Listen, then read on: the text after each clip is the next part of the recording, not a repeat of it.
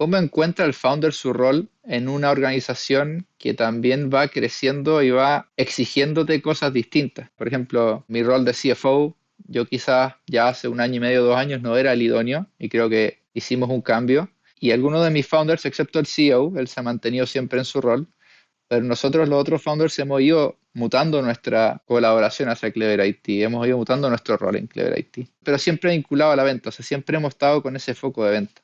Entonces ha sido interesante y creo que también para founders que están en una etapa de growth y de crecimiento, es interesante pensar el rol en el que te proyectas en tu empresa en los próximos años y si ese rol también hace match con tus habilidades, hace match con lo que la empresa necesita. ¿Hay alguien que lo podría hacer mejor que tú o no? Y eso creo que son preguntas súper válidas que en general yo no he visto a muchos founders hacerse.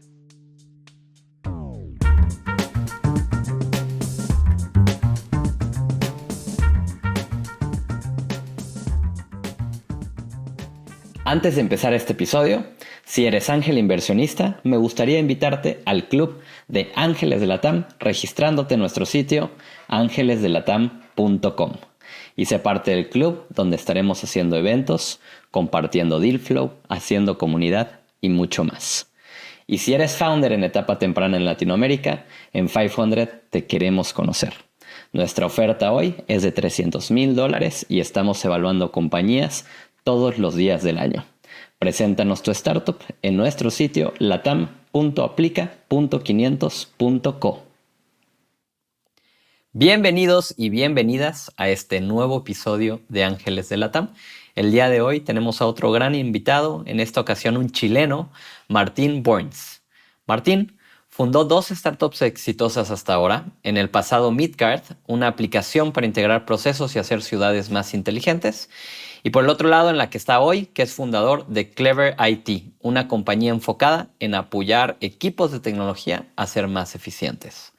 Antes de estar en tecnología, estuvo involucrado en proyectos de real estate, específicamente en hospitalidad, y hoy como ángel inversionista ha invertido en más de 10 compañías como Credibit, Elemente AI, Lanek, Examedi, Toku, Carda y varias más. Martín, muchas gracias por acompañarme en este episodio. ¿Cómo estás? Hola René, ¿qué tal todo aquí? ¿Todo bien? Desde Buenos Aires, Argentina, teniendo esta conversación que teníamos pendientes un tiempo, pero feliz de haber podido hacernos el espacio y conversar finalmente. 100%. La realidad es que nos conocimos en agosto y desde agosto habíamos platicado de hacer este episodio. Tuve la oportunidad de estar ahí en Santiago, tomarnos un cafecito, así que muy emocionado de que logremos hacer este episodio, compartir un poco de tu historia con quienes nos escuchan. Y si te parece, arranquemos por ahí. Cuéntanos, ¿cuál es tu historia, Martín? ¿Quién es Martín Borns? Martín Burns es, en primera instancia, un apasionado por varias cosas, por la parte más jovial de hobbies, un apasionado por el tenis, un apasionado por la música, el rock en general, y un apasionado por los negocios. Desde chiquitito, mi papá fue siempre un emprendedor. En ese entonces se les llamaba empresario. No se usaba tanto la palabra emprendedor, pero era un empresario que formó sus propios negocios y su propia fortuna. Y la verdad que siempre me transmitió ese hambre por los negocios, por hacer cosas nuevas, por estar mirando más allá de lo que había. Y creo que eso soy. O sea, una persona que ahí ya tú pudiste mencionar, he estado activo tanto haciendo inversiones como participando de negocios que actualmente sigo participando. Y creo que soy esa persona apasionada por lo que te dije y en los términos de negocios, de cómo estar pensando un poco distinto fuera de la caja y tratando de mejorar lo que hoy día tenemos. Oye, Martín, escucho una inspiración porque creciste en una casa donde había eso, ¿no? Y creo que puedes tomar 2 caminos cuando creces en una casa así, al menos se me ocurren 2 muy obvios, que es ser parte del negocio familiar y seguirlo creciendo y que ese sea el paso para alguien en donde hay negocios familiares, o el que tú tomaste, que es decir, está bien que exista eso, pero yo prefiero construir mi propia cosa. ¿Cómo es que hoy terminas involucrado en tu propia compañía versus de pronto haber tomado un legado? No, y tienes toda la razón y yo creo que el negocio familiar siempre empuja porque es con lo que creciste, es con lo que se te fue de alguna otra manera metiendo en la cabeza que era posible hacer. Es por las conversaciones de sobremesa o en la mesa que se tenían y obviamente uno va siendo parte no solamente del negocio, sino que es como parte de la vida de uno ya, ciertas cosas. Y yo te digo que yo partí un poco por ese lado. Bueno, mi carrera profesional, habiendo estudiado una carrera bastante común en Chile, que le decimos ingeniería comercial, pero básicamente es business administration, como le quieras decir, y me fui por un año y medio vamos a decirlo, a la parte más tradicional, ni siquiera todavía enfocado en el negocio familiar, sino que a una empresa industrial, la parte financiera, o sea, bastante común, podríamos decirlo. Y luego de un año y medio, donde aprendí mucho, me llamó o fui llamado al negocio familiar por distintas razones. Entonces tuve esa parte, tuve esa experiencia de haber estado en el negocio familiar, de haberlo tomado, ordenado, estructurado de alguna manera. Y de hecho fue en el mismo negocio familiar donde fui haciendo mis primeros pasos y pensando qué es lo que yo podía hacer por mi cuenta. De hecho, con mi familia creamos un mini fondo de inversión y que lo lideraba yo y que empecé a hacer algunas inversiones incipientes en startups ahí por el año 2015, 2016, de una manera muy poco estructurada. Yo pensaba que era estructurada en ese momento, pero después me di cuenta y estando hoy día y mirando para atrás digo, hubiera hecho tantas cosas distintas, pero yo siempre digo que ese fue mi MBA o mi manera de meterme y meter las manos en la masa, como decimos, y aprender. Aprendí mucho, aprendí a cómo asociarme, aprendí a cómo mirar las oportunidades, aprendí a qué cosas preguntar, qué cosas no. Y, y de ahí mismo, y un par de años después, fui saliendo un poquito del ambiente familiar y tratando de armar mi propio camino. Así que, como dijiste, bueno, creo que tuve un poco de ambas cosas, pero finalmente hoy día ya me siento tranquilo que el negocio familiar tomó una forma, se estabilizó y me permite a mí bueno, a cada uno de los individuos de mi familia, pero en este caso a mí, poder perseguir ciertas cosas que yo buscaba y que yo quería tener. Así que ha sido, la verdad, un bonito camino y un buen complemento también a esta etapa y a este camino que he recorrido en el mundo de startups, de emprendimiento y de inversiones. Ahorita mencionabas que, o sea, como que el negocio familiar es el que te dio muchas cosas, ¿no? Y me puedo imaginar como este sentido de lealtad que puedes generar a lo largo de desde tu infancia hasta parte de tu vida profesional, pues a las oportunidades que tuviste gracias a que eso se construyó en el pasado. Y me pregunto si las personas que a lo mejor crecieron teniendo eso de su lado, como esa inspiración, pero también como ese legado que mencionábamos, si no sientes una presión familiar porque tuviera que ser el camino que tú tenías que tomar y de pronto pensar en que el hecho de que hoy emprendas y hagas tus propias cosas no caes como en una categoría de rebeldía o algo así. Te lo pregunto de mera curiosidad. No, es una buena pregunta y yo creo que es algo que todavía yo mismo me pregunto. O sea, a ver, por un lado digo, el negocio familiar está estable, está funcionando, no necesita hoy, por suerte, una injerencia ni mía, ni de mis hermanos, ni de mi familia que amerite un 100% de foco. Seguimos vinculados igual, o sea, seguimos en algunos directorios, seguimos poco estando al tanto de lo que está pasando, pero no es una injerencia al 100%. Y eso me ha permitido de alguna manera dedicarme a invertir y dedicarme también a empresas en las que he invertido y en las que he visto ganas de crecer. Pero yo te digo que ahí también agradezco mucho a mi familia, que me apoyó en el momento en que yo dije, mira, yo estaba viendo el negocio familiar, creo que ya está estable, creo que da un poco lo mismo, entre comillas, si lo dejamos como está, no va a cambiar mucho si estoy yo, ¿no? Entonces, denme este espacio para yo salir y hacer mis propias cosas. Y fue una conversación súper sana con mi familia y por eso digo que agradezco que me hayan apoyado en esa decisión, porque yo también sé y he conocido experiencias donde no es tan así y donde un poco podría ser incluso mal visto. Así que hay nada más que agradecer a los que me ayudaron a tomar esa decisión, a los que me apoyaron, que me tiene también aquí hoy en día haciendo lo que me gusta. Qué cool, Martín. Gracias por compartirlo, porque te hago esta pregunta porque recientemente tuve la conversación con alguien, un amigo que sí se dedica se quedó en el negocio familiar y le hacía la pregunta desde una perspectiva opuesta a la que te la hice a ti, ¿no? Porque son dos experiencias completamente distintas.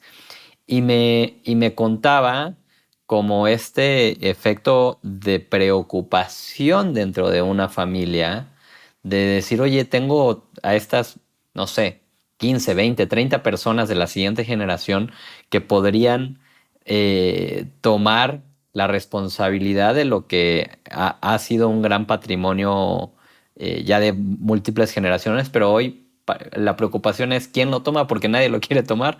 Y entonces me platicaba de armar internamente mecanismos para entender quién viene y toma ese liderazgo, que es muy, muy, muy contraintuitivo desde mi punto de vista. Entonces está padrísimo escuchar que en tu caso estás en ese otro camino. Y me encantaría preguntarte, en Chile hay, desde mi punto de vista, hay una cultura más abierta que a lo mejor en otros países de Latinoamérica a llamarle a la práctica de invertir el dinero de la familia un family office, a ponerle esa etiqueta profesional, iniciarla, profesionalizarla, experimentar, etcétera, que a lo mejor no he visto en otros lugares. En tu caso, ahorita mencionabas, creo, 2015, 2016, cuando empezaste a hacerlo.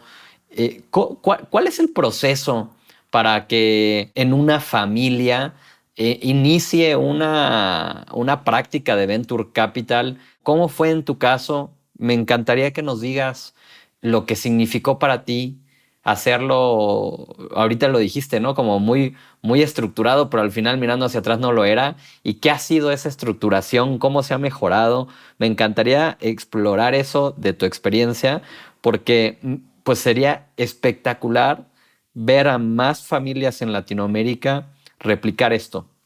Sí, no, no, feliz de compartir ahí un poco lo que fue el proceso y cómo fue evolucionando. Bastante inicialmente, cuando empecé a tomar los temas más familiares y empecé a ver ya más todo como un conjunto, dije, por un lado, mira, hay un patrimonio relativamente estable en ciertos aspectos y hay empresas operativas, que es generalmente lo que se da, ¿cierto? Un patrimonio financiero por un lado y empresas operativas por el otro que generan flujo. Y cuando ya esas dos cosas vi que estaban estabilizadas o que no requerían una incidencia al 100%, dije, bueno, parte del patrimonio, y uno escucha, ¿cierto? Por leer los diarios, por la gente con la que se junta, por el networking propio que hay, es decir, mira, el venture capital, las startups, inversión de riesgo, todos estos conceptos que para mí antes eran ajenos y que empecé a escuchar en ese momento, dije, bueno, algo hay que hacer acá. Entonces, lo primero es definir, en función del patrimonio total que tiene una familia, cuánta parte de ese capital un poco se puede destinar a esto. Y hablamos con mi familia, dijimos un monto, bueno, estamos dispuestos a, incluso que este monto se vaya a cero, y así fue, a cero, sí, estamos dispuestos. Ok, perfecto. Y esa conversación tampoco fue simple con mi familia, fue porque, como si le dices no sé, una persona mayor, no va a decir quién dentro de mi familia, pero alguien más mayor, que estaba acostumbrado a hacer inversiones más estables, un retorno un poco más seguro en el tiempo, que tú le digas que se va a hacer una inversión, es como, no me tinca. Entonces fue un proceso, fueron conversaciones, fueron mostrándole cosas que yo estaba viendo en el ecosistema startup y más o menos cómo estas inversiones podían pagar en el futuro si le iba bien. Entonces lo primero fue eso, fue organizar el patrimonio, definir cuánta parte del patrimonio se podía destinar a esto o no. Y luego, ya con eso un poco más claro, empezar a hacer las primeras inversiones y empezar a involucrarme. Ahora, mirando hacia atrás, yo tenía una tesis que no sé si era la más correcta para el capital total que habíamos alocado en ese momento, porque mi intención era elegir súper bien, o sea, tener, no sé, 100, ponle un número, empresas analizadas y elegir dos o tres máximo, porque mi idea era invertir y mi idea era involucrarme mucho en las empresas, de manera de yo poder transmitirle la expertise que yo en ese entonces creía que tenía y creía que traía, más por el lado financiero, administrativo. Mi foco era, tu startup tienes una idea, ok, solucionas un problema bien, hay una idea de un producto, yo te voy a solucionar el back office, por así decirlo. O sea, tú no te preocupes de pagar sueldo, no te preocupes de la parte legal, no te preocupes de financiamiento.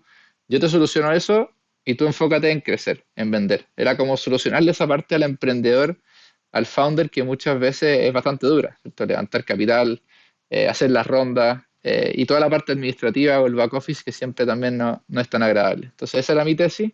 Y bueno, en las tres, creo que cuatro startups que alcancé a invertir, una tuvo semi-éxito, tuvimos vivos por como un año y medio hasta que tuvimos que cerrarla, y las otras bastante menos, o sea, 6 meses, un año y tuvimos que cerrar la cortina.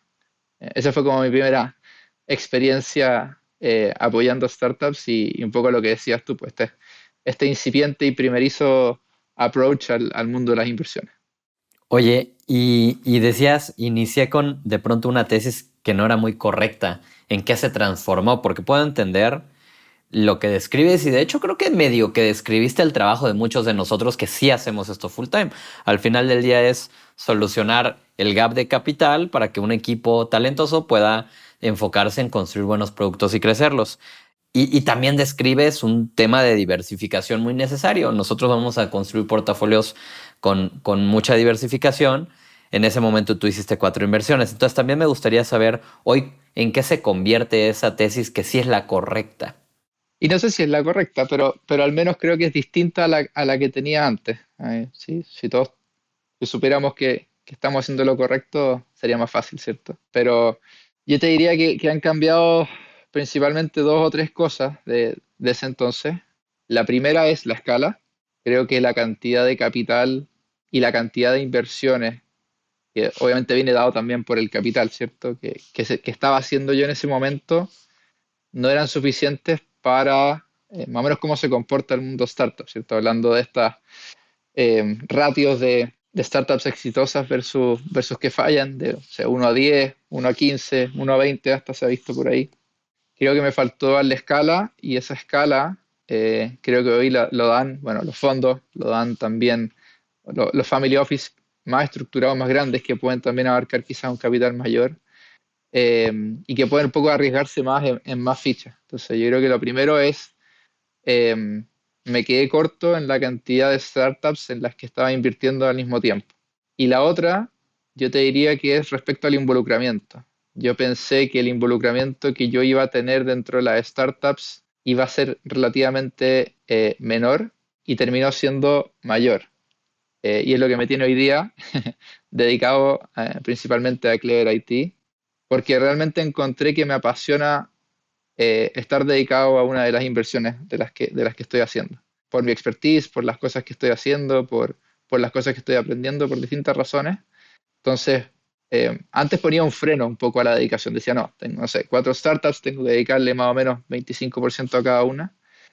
Y en el tiempo voy aprendiendo también y que es una decisión súper personal. O sea, uno podría decir, mira, me mantengo al margen y invierto en 10, en 15, en 20 startups y me mantengo al margen como inversionista, pero me di cuenta que, como decimos en Chile, me picaban las manos por entrar y hacer algo más en estas compañías y en algún momento estuve dedicado a Cleverity Midcard, como dijiste tú, y ya desde el año pasado dejé un poco de lado mi rol en Midcard y hoy día estoy full enfocado en Cleverity. Entonces, cambia también un poco eso en función de lo que uno va viendo y lo que uno va aprendiendo en la medida que va haciendo estas inversiones. Con respecto a la... A ver, escucho de entrada que lo que te apasiona es operar. Entonces, claramente ahí está la conclusión de estar full time en tu compañía actual. Pero por el otro lado, cuando mencionas la escala de la tesis y dijiste me quedé corto, hay un concepto interesante que tiene que ver con la diversificación, que lo mencionabas, que es la cantidad de capital y cantidad de inversiones. En ese momento hiciste 4 inversiones y a eso te refieres con quedarte corto, pero ¿de qué tamaño de ticket estabas haciendo en ese momento? Claro, que también era un ticket relativamente chico, hacíamos entre 15 y 20 mil dólares por inversión. Claro, o sea, al final del día estabas muy probablemente entrando en una ronda con varios más.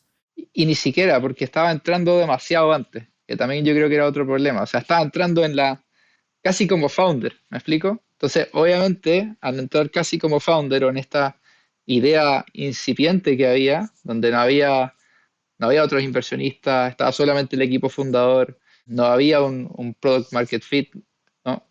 Era entrar y básicamente operar. Por eso te digo, como que me encontré con esta realidad y quizás también, ahora que lo hablo contigo, mirando hacia atrás, otras cosas es haber entrado muy temprano y haberme metido demasiado en la operación para el bajo capital que estaba aportando, no hacía tanto sentido. Hoy día mirando hacia atrás no hace tanto sentido. Me parece interesante porque si bien sí creo que con 15,000 o 20,000 dólares y solamente entra ese dinero, pues la cantidad de runway que le estás agregando a un equipo es muy chiquito. También pienso que sí hay etapas, ¿no? O sea, hoy hay allá afuera un founder que quiere empezar, que no encuentra cómo a lo mejor dejar su trabajo porque no tiene capital para poder arrancar y a alguien seguramente le pueden servir 20,000, pero rápidamente lo tiene que conectar un par de meses después con más capital. Y sí me cuestiono ahí, ¿cómo piensas con respecto a la cantidad de inversiones? O sea, si continuaras haciendo eso, porque hay un reto que es real, que es el ángel que pone 15,000 o 20,000, probablemente, a ver, lo puedes escribir en múltiples etapas, pero si lo estás escribiendo en etapas que van después de que alguien ya puso un precio muy alto, y ese alguien puede ser en esta etapa un jugador como nosotros, como Newtopia, como Rockstar, como Platanus, etcétera, etcétera, con 15,000 dólares te vas a hacer de un porcentual muy chiquitito, probablemente menos del 1% de una de estas compañías, y entonces los retornos en el futuro son múltiplos más pequeños que si a lo mejor entraras en la etapa que tú acabas de describir. Si siguieras haciéndolo como lo hacías para entrar antes que uno de estos jugadores que yo mencioné, ¿en cuántas compañías crees después de esta experiencia compras diversificación suficiente para que el modelo funcione? Yo creo que hoy en día, con ese modelo, han sido por lo menos unas 15 startups. Sobre todo hoy día. O sea, hoy día creo que el mercado también está bastante más selectivo. Quizás pre-pandemia eran otros los números. Yo creo que hoy día está un poquito más selectivo el mercado y hay que hacer un poquito más de apuestas para que salga. Eso va a significar necesariamente también que quizás el retorno va a ser un poco menor, pero por ley de los grandes números yo diría que más de 10 de todas maneras. Sí, de hecho yo pienso que es bastante más alto que ese número. Al menos en la TAM, creo que inclusive en aquellas que podemos considerar exitosas, cuando le agregas el componente el reto de liquidez que tenemos como industria, probablemente ese número sea más grande. Y ahora, ¿en qué se transforma eso, Martín? Este año has hecho un par de inversiones. Hoy ¿cómo piensas alrededor de tamaño de ticket, diversificación, involucramiento, cuando al mismo tiempo, pues tú eres emprendedor? Y me imagino en tu compañía ya tienes suficientes responsabilidades 24/7 como para ponerte a evaluar 100 compañías para poder invertir en tres o cuatro de ellas. No, totalmente. Y creo que algo comentábamos de esto en nuestro café ahí en agosto, pero principalmente hoy día, primero no estoy buscando activamente invertir.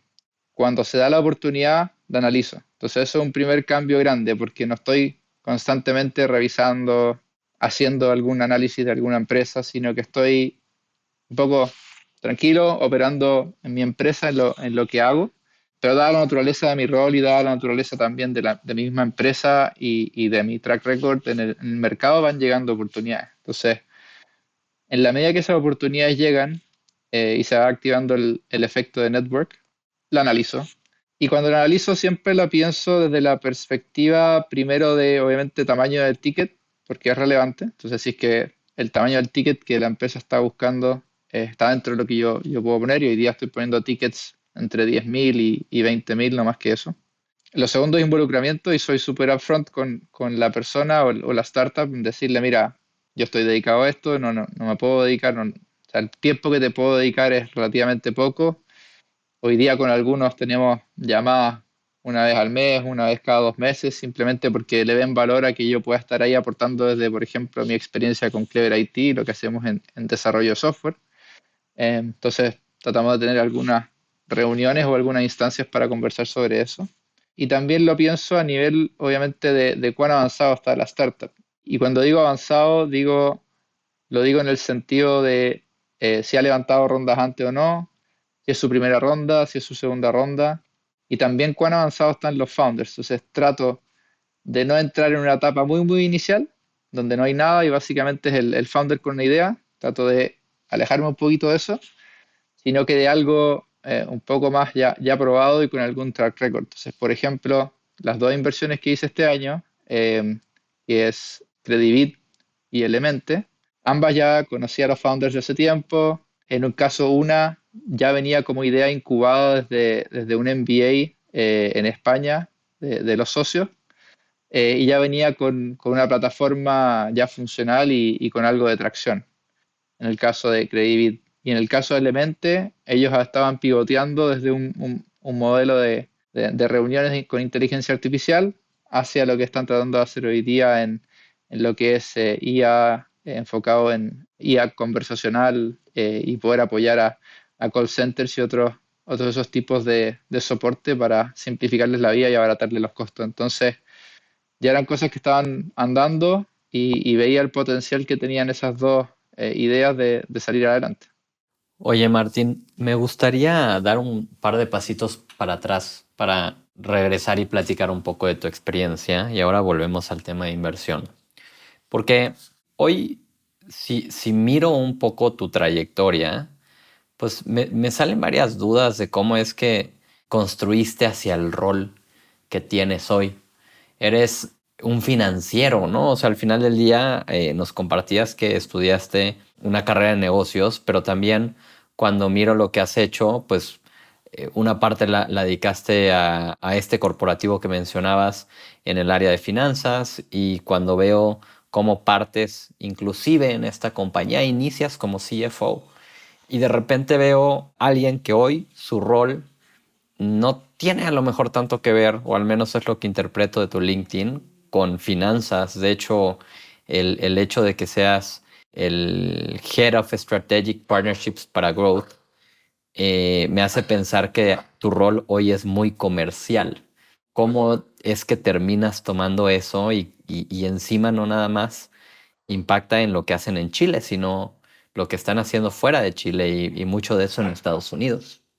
Sí, creo que el rol mío, inicialmente, tanto en Clever IT como en Midcard, siempre fue financiero porque era mi background y era lo que yo más fácil de alguna u otra manera me podía acoplar. O sea, nunca había vendido tecnología, nunca había operado tecnología, nunca había desarrollado.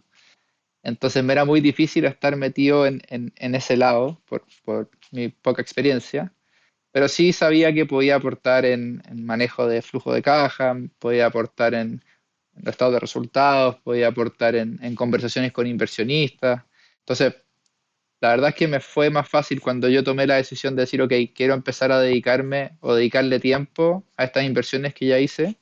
Lo más fácil y lo más factible era empezar por el lado financiero. Y en la medida que uno va avanzando y va conociendo el negocio, me fue encantando. Me fue encantando por el lado de Midcard, el desarrollo de productos para un nicho, que es el nicho de gobierno. La verdad es que lo veía súper necesitado y me encantó ver cómo fuimos tecnologizando municipios, tecnologizando ciudades y darles herramientas para que puedan estar un poquito más de la mano con sus ciudadanos. Y me encantó por el lado de Clever IT el potencial que veía por el lado comercial y cómo se vendía tecnología y quién eran los partners y quién eran las marcas importantes con las que había que estar de partners y finalmente todo lo nuevo que salía. Entonces, de alguna manera me empecé a encantar con ese otro mundo y la verdad es que si ves mi track record en Clever IT, de CFO, pasé directamente de lo que era la expansión a Estados Unidos. Entonces me tocó abrir la oficina en Estados Unidos, me tocó operar el primer cliente en Estados Unidos, me tocó estar a cargo de eso y que para mí también Estados Unidos, y podemos conversar de eso si quieren ahora o en otro momento, pero siempre fue algo que estaba muy vinculado a mí, habiendo vivido ahí cuando chico, habiendo estado, creo que el otro día sacaba la cuenta que he estado desde hace unos 20 años, al menos una vez al año en San Francisco, y en los últimos 3 a 4 años eso se ha aumentado por lo menos 5 o 6 veces al año. Entonces era un mercado que me gustaba, era un país que me gustaba, y me encantó como la opción de poder estar vinculado a una empresa que era mía y que yo estaba haciendo bastante parte y founder, y poder empezar a expandirla por un mercado tan desafiante como Estados Unidos. Y hoy día me encuentro en esa situación, me encuentro en una situación donde yo creo que ya también mi experiencia en finanzas no era lo suficiente para una empresa de la envergadura, por ejemplo, de Clever IT, que son más de 200 personas, tenemos operaciones en 7 países, con oficinas en 5 de ellos, con clientes en más de 10 países. La verdad es que me quedaba, como decimos en Chile, me quedaba grande el poncho. No sé si se dice en México así o no, pero era un poquito más de lo que yo podía y lo que sabía hacer. Entonces también creo que fue natural aprovechar ese cambio y aprovechar la expertise que había ganado, hablando con mis socios, hablando con gente de la industria, en que sí podía empezar a vincular este otro Martin, que es más enfocado en venta, cosa que nunca había hecho, pero que sí yo sabía que tenía una característica o una habilidad de relacionamiento que la había visto, ¿cierto? Hablando con startups, hablando con inversionistas, en mis propias empresas, que me iba a servir. Entonces hoy día estoy como, o ya he estado pivoteando este rol más de financiero a alguien más de negocios, más de generación de desarrollo, o como le dicen, el business development, ¿cierto? En Estados Unidos, apalancado a estas grandes marcas de tecnología que la verdad ha sido bastante desafiante, pero muy entretenido al mismo tiempo. Creo que todo buen founder eventualmente tiene que ser un gran vendedor. Y ahorita describes un poco de eso y me encanta que compartes el nunca lo había hecho, ¿no? O sea, y mencionas una característica que tiene que ver con ventas, que es relaciones. Entonces, en tu caso, porque me encantaría que nos cuentes tu proceso, creo que un founder que generalmente toma el rol del CEO probablemente entienda esto, probablemente sea alguien que ya está desarrollando esa habilidad. Pero de repente tienes este CTO que cree que su rol es únicamente liderar el equipo de tecnología, cuando creo que los grandes CTOs son aquellos que no nada más hacen eso, sino también opinan del negocio, también son grandes vendedores. Y otros roles como ahora mencionábamos, quien se encarga, como en tu caso, de hacer una expansión, de tomar el puesto de country manager, etcétera. Yo sí creo que todos estos perfiles eventualmente tienen que entender que se tienen que convertir en grandes vendedores o desarrollar esa habilidad. ¿Cuál fue tu proceso y qué retos te has enfrentado mientras lo construías? Sí, o sea, totalmente de acuerdo con lo que dijiste. Y antes de responderte esa pregunta, te quiero dar un ejemplo en el caso de nosotros, de Clever IT, de cuán válido es esa aseveración que tú haces. Yo creo que hoy día nuestro mejor vendedor es uno de nuestros founders, que es el más técnico de todos. Y es increíble porque se ve cómo él también ha evolucionado, ¿cierto? Desde que partió desarrollando, pero hoy día está teniendo conversaciones tan técnicas con nuestros clientes, pero es capaz de llevar esa conversación técnica a un plano de negocio. Y la verdad es que eso también ha sido increíble. Yo creo que, por ejemplo, en el caso mío, no te digo que es más entendible, igual me costó hacer el switch y empezar a ver el mundo más comercial y las propuestas y cómo cerrar, etcétera. Pero él venía de un mundo totalmente distinto, del desarrollo, de codificar. Y hoy día yo te digo que lo ponemos a trabajar en un cliente y mi compadre Carlos, que si me está escuchando un saludo, la lleva, o sea, es buenísimo. Entonces eso también da a entender que creo que cualquiera puede ir tomando esos roles, pero como dices tú, todos los founders tienen que vender y todos los founders tienen que de alguna u otra manera poder posicionar a la empresa, poder hablar de la empresa en términos de venta y poder de alguna u otra manera hacerla crecer. Y la verdad, si hoy día yo veo Clever IT, creo que los 4 founders estamos teniendo esa habilidad, así que también valía un poquito el punto que tú estabas diciendo, René.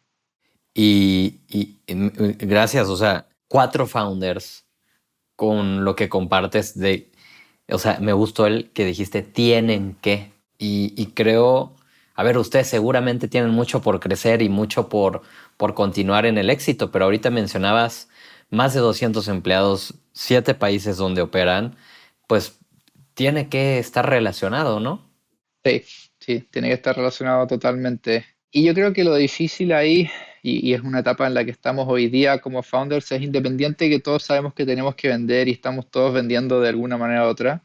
Hoy día como founders, y perdona que me centre un poco en Clever IT, pero es lo que tengo un poco más cercano, también es cómo encuentra el founder su rol en una organización que también va creciendo y va exigiéndote cosas distintas. Como te decía, por ejemplo, mi rol de CFO, yo quizás ya hace un año y medio, 2 años no era el idóneo y creo que hicimos un cambio.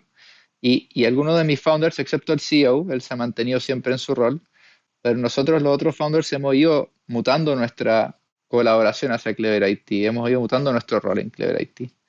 Pero siempre vinculado a la venta, o sea, siempre hemos estado con ese foco de venta.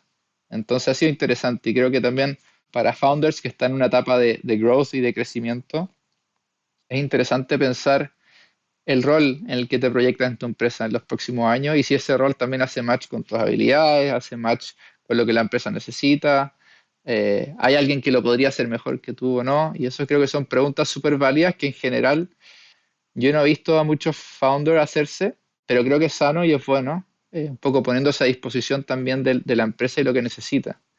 Te comentaba ahora, por ejemplo, del caso de Examedi, que justo lo conversábamos antes de entrar a la grabación, pero que Ian, que fue el CEO y el que llevó la empresa súper exitosa hasta hoy, está haciendo un cambio y está pasando al área de producto y se está contratando a otro CEO. Eso no me imagino que es una decisión fácil, pero tiene que haber visto algo Ian ahí que dijo, mira, esto es lo que me gusta, esto es lo que soy mejor, aquí lo hago bien, y quizás la empresa ya está en una etapa para hacer este cambio. Así que eso igual es una invitación que yo en general cuando hablo con emprendedores ya en una etapa de escalamiento agresiva, que se hagan. Creo que es sano conversarlo entre todos, al menos. Es un gran tema porque, a ver, el inicio de una compañía, específicamente pues en nuestro mundo de startups tecnológicas, parte siempre con un cierto número de founders, a veces dos, a veces tres, a veces cuatro, como en el caso de ustedes. Y el día uno todos son C-level, ¿no? C, whatever, O, ¿no? C, CEO, CTO, etcétera. Pero hay una realidad que desde mi punto de vista es que si tuvieras las habilidades, que la mayoría no los tienen, y está bien no tenerlas porque hay que desarrollarlas, como bien dices, pero si tuvieras las habilidades hoy de ser realmente el CEO o la CEO de una compañía, probablemente pudieras también ser CEO de Google, ¿no? Y son dos mundos muy dispares los que acabo yo de describir. Entonces, si la compañía empieza a tomar un crecimiento, ¿en qué momento tienes la capacidad de reconocer si tú creciste junto con la compañía? Y creo que es un proceso muy retador y de mucha humildad. Tú nos acabas de compartir en tu caso ese momento en el que reconoces que el saco te queda grande, o no sé qué palabras usaste tú, cómo lo dicen en El punch. el poncho. En México diríamos el saco te queda grande. Y hay, posiblemente es difícil ante el ego quitarte el título anterior, ¿no? Emocionalmente, ¿qué proceso te tocó vivir a ti, Martín? La verdad que fue un proceso duro porque no sabía con qué me iba a encontrar al otro lado.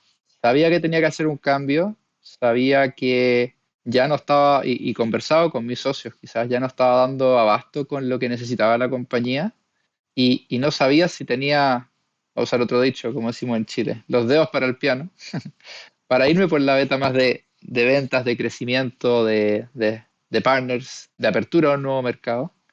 Entonces fue de harta incertidumbre, fue casi como para mí, como una startup dentro de mi startup, aprender algo nuevo. Y la verdad es que no lo había pensado así hasta ahora, pero fue eso, fue aprender nuevas habilidades, fue tener conversaciones difíciles con mis socios en algunos momentos, con mis founders, pero aquí estamos. Y creo que mirando hacia atrás, me encanta ahora que haya pasado esto, la verdad, porque descubrí algo nuevo, descubrí habilidades nuevas, descubrí capacidades nuevas, que creo que siempre es bueno, ¿no? No quedarse en su zona de confort, sino que también ir saliendo. Hay gente que tiene capacidades, es más, quitémosle la palabra capacidades, porque no siempre va a ser eso, sino inclusive hasta apetito o gusto de construir de 0 a 100 y luego de 100 a 1000 ya no les gusta y siempre les gusta mantenerse en ciertas etapas. Y entonces creo que hacer ese ejercicio que mencionas como founder de reconocer en dónde aportas más, en dónde puedes aportar más y crecer más es bien importante. Y me pregunto, ¿cuántas compañías no habrán topado su crecimiento por una falta de capacidad del founder de reconocer eso, ¿no? Es difícil, el contrafactual nunca va a estar o nunca va a estar tan disponible para nosotros para verlo, pero al menos que no sientan, puede ser por varias razones, ¿cierto? Puede ser incluso por la presión de ser founder y decir, no, yo tengo que estar a la cabeza de esto porque es mío, o puede ser por un tema de habilidades, de capacidad, como dijiste tú, que eso no se dé, pero, pero el mensaje que hoy día puedo dejar es que sea una conversación, o sea, que no sea algo que no se hable, sino que sea parte de lo que se hable entre socios e inversionistas, y también te sirve para ir dando oportunidades a gente que ha ido trabajando contigo en tu startup y que hoy día quizás tienen stock options o no, pero los ves o los quieres proyectar, y es una bonita experiencia, o sea, también durante toda esta conversación que yo tenía con mis socios, también pensaba, o sea, y me puse en el caso, oye, ¿qué pasa si no estoy más dedicado a Clever IT? Y bueno, era factible, y la verdad es que poniéndolo ahí y exponiéndolo de esa manera, como que me tranquilizó, me dijo, bueno, no es el fin del mundo, tengo otras cosas que puedo hacer, puedo partir algo de cero, ya he invertido, ya he estado metido en este mundo. Entonces, es una conversación que hay que respetar ciertas cosas, ciertos acuerdos, pero que hay que ser súper sincero también y ponerlo sobre la mesa. Yo creo que eso es lo más importante. Sí, sin duda un tema duro, un tema de mucha humildad, pero creo que de verdad me gusta mucho que lo hayamos tocado porque creo que todo el tiempo habría que estarse haciendo esa pregunta, ¿no? El si sigo siendo la persona adecuada y cómo es que todo el tiempo me estoy preparando para hacer la versión que mañana la compañía va a necesitar. Y creo, justo ayer o antier leí a alguien, no recuerdo si en LinkedIn o en un grupo de WhatsApp, leí a alguien que puso una pregunta de qué días le dedicas para profesionalizarte para el rol que tienes. Y la encuesta era marcaba los días de la semana y hubo gente que respondía pues un día a la semana y había gente que ponía todos. No sé qué tan verdad es en las respuestas, pero me parece una pregunta interesante para hacerse a sí mismo. Martín, hablemos de Estados Unidos o inclusive de expansión de mercado. ¿Cuántas compañías que nacen en Latinoamérica, su siguiente paso no es ese, ¿no? El voy a abrir México, voy a abrir Colombia, voy a abrir otro mercado, inclusive Brasil o Estados Unidos. A ti te tocó, y ahorita mencionabas que ya están en 7 países ustedes operando, y específicamente de tu experiencia en Estados Unidos. ¿Qué nos puedes contar de esa experiencia? De entrada mencionaste Estados Unidos como un mercado muy retador, que sí lo es. Es un mercado con muchísima oportunidad, en donde hasta el pricing y muchas cosas funcionan distinto, pero sin duda retador. ¿Qué dirías o cuál dirías que es la clave? ¿Qué ha funcionado para ustedes? Mira, lo primero, en caso de Estados Unidos para nosotros, fue siempre haber tenido la visión como founders de que queríamos, por alguna razón, estar operando en ese mercado, estar vendiendo en ese mercado. En el caso de nosotros, desde que nacimos dijimos, mira, nosotros vamos a preparar esta empresa para que desde Latinoamérica podamos dar servicio de tecnología a empresas en Estados Unidos. Y eso fue como nació. Y eso fue un poco guiando el camino. Nunca supimos bien cuándo íbamos a dar el salto, cuándo había que hacerlo, pero estábamos alineados los founders a que ese era el norte. Entonces era Estados Unidos primero. Incluso antes de pensar, oye, tenemos que expandirnos a México, porque es como el siguiente paso, ¿cierto? De Chile, una startup que parte en Chile, en general se va a México, a Colombia, empieza a crecer en el mismo mercado latino. A nosotros era el norte, Estados Unidos. De hecho, creo que es la primera subsidiaria que abrimos nosotros directamente. O sea, fue súper pensado ese camino. Y por varias razones, porque nos sentíamos desafiados, porque queríamos demostrarle y seguir demostrándole al mundo como lo han hecho otras grandes empresas como un Globant, por ejemplo, que siempre lo veíamos ahí rompiéndolo en Estados Unidos, como decimos nosotros, que desde Latinoamérica se podía desarrollar tecnología de clase mundial. Y luego vienen los desafíos de expectativas y cómo manejar las expectativas de lo que es una expansión a Estados Unidos, porque todo lo que tú puedas pensar que va a pasar y poniéndote todos los peros y poniéndote todos los escenarios negativos, a menos que tengas mucha suerte, va a ser peor en Estados Unidos. Porque no tienes network, porque tienes que empezar de cero, porque hay muchas empresas que hacen lo mismo que tú. Hay millones de razones, pero la verdad es que el manejo de expectativas propias, mías, por ejemplo, de las que yo compartía con mis founders, de las que yo compartía con mis inversionistas, creo que tienes que duplicarlas al menos en términos de darte un poquito más de plazo, de, oye, sí pienso que voy a hacer $100,000 de venta el primer año, que no, que sean 50, o sea, multiplicar o dividir por dos dependiendo de cuál es la métrica, creo que al menos es razonable porque la verdad es que es un mercado muy difícil. Nosotros tuvimos la suerte que el primer año ya vendimos, no todas las startups o las empresas pueden decir eso, pero vendimos menos de lo que teníamos pensado. Y así fuimos, en la medida que iban pasando los años, yo te diría que bajando un poco más a la realidad lo que puede ser el mercado, con todo el potencial que tiene y todo lo bueno que tiene.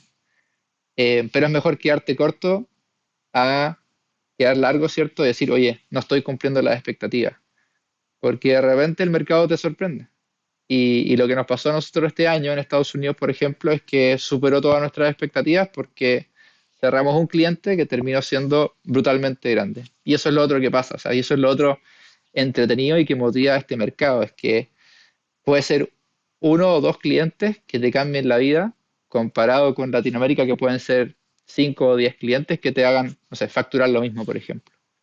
Y la verdad es que cuando has pasado todo lo que hemos pasado nosotros y te encuentras con un año como nos ha ido en Estados Unidos, la verdad es que es súper, a uno lo pone feliz y es súper bonito compartirlo y súper bonito que la empresa también lo vea de esa manera. ¿Consideras que con lo que acabas de describir, la mayoría, obviamente no podríamos generalizar, pero la mayoría de las startups en LATAM deberían de considerar estar entrando a ese mercado? O sea, sí, es que por volumen, como te digo, creo que uno no se lo imagina. Y yo creo que todavía no le sacamos el peso a lo que puede ser un Estados Unidos. Quizá hay cosas que son, como dices tú, no se puede generalizar, pero yo diría que todas las startups al menos deberían estar analizándolo, al menos deberían estar conversando con potenciales clientes, o al menos haciendo el intento, porque uno no pierde nada.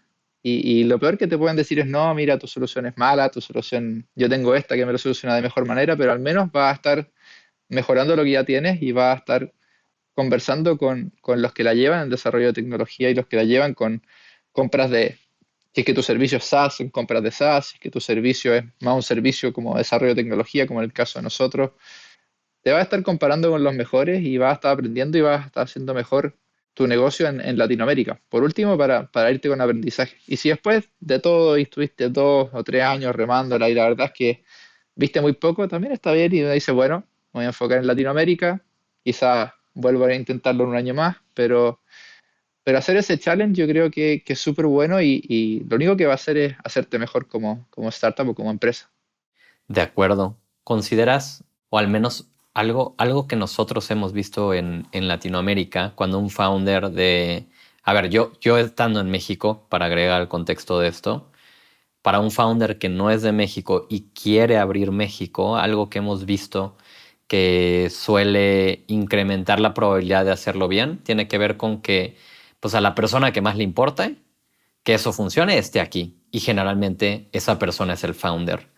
En el caso de ustedes, para hacer funcionar Estados Unidos y los mercados en los que han sido exitosos vendiendo, ¿ha requerido que alguno de ustedes viva o pase mucho tiempo físicamente en ese país?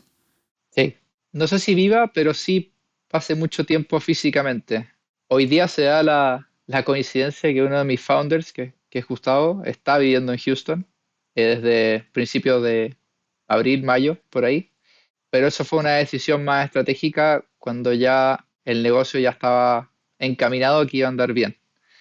Pero por ejemplo, de haber hecho yo al menos 5 o 6 viajes el año pasado a Estados Unidos para que el cliente que cerramos o el negocio se diera y finalmente lo hayamos podido cerrar. Mi socio Gustavo, que el año pasado abrió Perú, creo que el otro día me dijo que había estado como 8 veces en un periodo de 3 meses en Perú, tratando de cerrar unos negocios y aperturar ese mercado. Y la verdad es que se siente también cuando el founder no está dedicado a un mercado o a un nuevo país que se está abriendo. Y eso también es algo que hemos ido aprendiendo en Clever IT. Entonces, hay que tener la estructura también y pensar súper bien cuando uno va a abrir un nuevo país, cómo después le sigue dando foco y cómo le hace un seguimiento para que eso tan bueno que hiciste o que estás haciendo se siga haciendo en el futuro. Pero sí, totalmente hay que tener ese foco de founder y o una estructura que soporte a un founder para poder hacer ese seguimiento. De acuerdo. Me gustaría regresar al tema de inversión, Martín. Ahorita mencionabas, no estoy buscando activamente invertir, con lo cual, pues, me imagino no es estar viendo 100 pitches al mes, etcétera, como hace rato platicábamos. Y mencionaste, si se da la oportunidad, la analizo, lo cual me hace pensar que estás en un modo en el cual definitivamente tu foco está en tu compañía, pero no quieres dejar pasar buenas oportunidades. ¿Qué describe hoy una buena oportunidad que tienes que ver y cómo es que terminas jalando el gatillo? Lo siento para los auditores, pero no tengo no tengo una estructura clara de hoy día de cómo pienso una inversión, si es que voy o no. No tengo un checklist de decir cumple esto otro, cumple esto otro. Yo creo que hoy día hay 2 o 3 factores que me empujan a hacer una decisión de inversión. Lo primero son los founders. En general, hago pocas inversiones en founders que no conozco ya hace un tiempo, o que tienen algún track record o que ya vengo conversando hace tiempo respecto a la idea o cómo les ha ido, o trato de hacer un follow-up en ciertas reuniones que hemos tenido. Entonces, el primer punto relevante, los founders, y te digo que tampoco hay un checklist de decir founders que cumplen con esto, esto y esto, sino que es básicamente, como decimos también de nuevo en Chile, de guata, o sea, de estómago, si siento que son founders aptos o no aptos para llevar a cabo lo que están proponiendo. El segundo, dentro de estos checklists, creo que es que tenga algo relacionado a tecnología. O sea, hoy día yo me muevo en el mundo de la tecnología, me muevo en el mundo del desarrollo de tecnología, de eficientar equipos de desarrollo. Entonces, necesariamente me gusta que la empresa tenga un componente tecnológico importante donde yo puedo aportar desde mi visión y desde lo que yo estoy viendo en el mercado y del mismo Cleverit o algo anexo a Cleverit que yo pueda aportar. Por ejemplo, si la startup no tiene un CTO, poder de alguna u otra manera guiar a los founders a encontrar ese CTO o encontrar alguna manera de desarrollar software. O sea, yo te diría hoy día también, por ejemplo, uno de los aprendizajes grandes es, si es una empresa de tecnología, no puede no tener un CTO, tiene que tener alguno de los founders totalmente vinculado a esa área. Y es algo que hace 6 7 años no tenía tan claro. Y el tercero, no, yo creo que los dos primeros lo resumen bien. Relacionamiento de la tecnología y que el founder más o menos me cuadre con lo que él quiere hacer. Mencionabas un poco la intuición o el feeling que me parece muchos compartimos en esta etapa, ¿no? Al final del día estamos apostando por un par de personas y hay pocos factores que son medibles y sí, sin duda, el estómago forma una parte fundamental de la decisión. ¿Hay algo en lo que no te guste invertir, como pensando en complementar lo que hemos hablado a lo largo del episodio de tu tesis? Mm, buena pregunta. Hoy día no estoy cerrado a nada.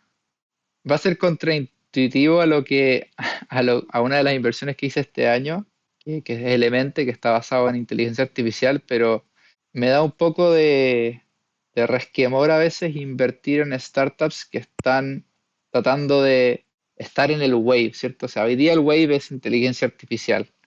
y la cantidad de startups que llegan relacionadas a eso obviamente es más alta porque está el wave, porque los fondos están invirtiendo en eso, porque los inversionistas están invirtiendo en eso, pero no es que no me guste porque claramente invertí en una que tenía otros factores, pero sí soy mucho más cuidadoso cuando hay una wave, en este caso de AI, y llegan varias con, oye, yo soy el startup que la va a romper en AI, de invertir ahí.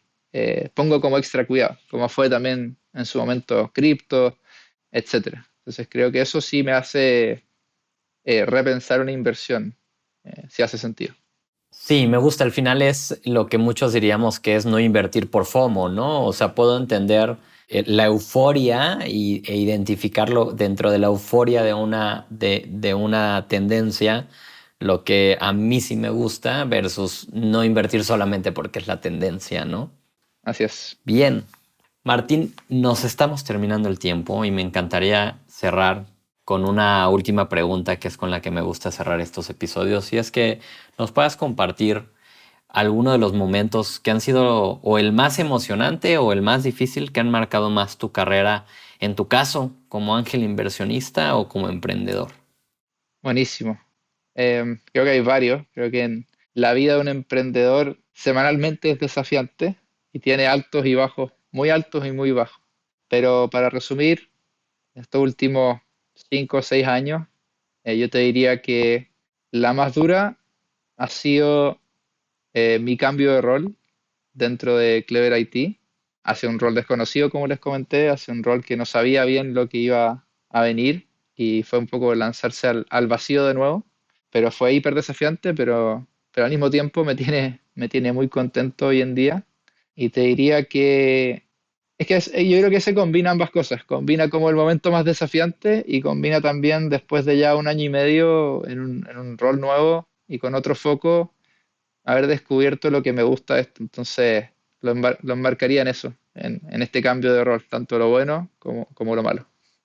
Buenísimo. Pues qué bueno que pudimos profundizar mucho en ese tema porque sin duda creo que es la primera vez que toco esa temática en el podcast y me parece muy relevante y ojalá inspiremos a algunos con tu historia, Martín. Con eso nos quedamos y con eso cerramos este episodio. Te quiero agradecer por tu tiempo. Qué bueno que logramos coordinar y estoy seguro que nos veremos pronto. Si alguien quisiera presentarte su compañía, entendiendo cómo hoy estás invirtiendo, pero también alguien quisiera platicar sobre inversiones, ¿cuál es la mejor forma de contactarte? No, o sea, creo que la mejor forma puede ser LinkedIn, puede ser por correo, puede ser Instagram, no sé, WhatsApp. Si quieres compartir mis contactos y si quieres que alguien me hable directamente, no tengo ningún problema. Soy bastante receptivo siempre a cuando se acerquen emprendedores o inversionistas o la verdad cualquier tipo de, de rol dentro de este mundo. Así que feliz de conversar con cualquiera y nada, eso. Creo que esa apertura es súper importante tenerla siempre, así que feliz de conversar. Dejaremos tus datos en la descripción.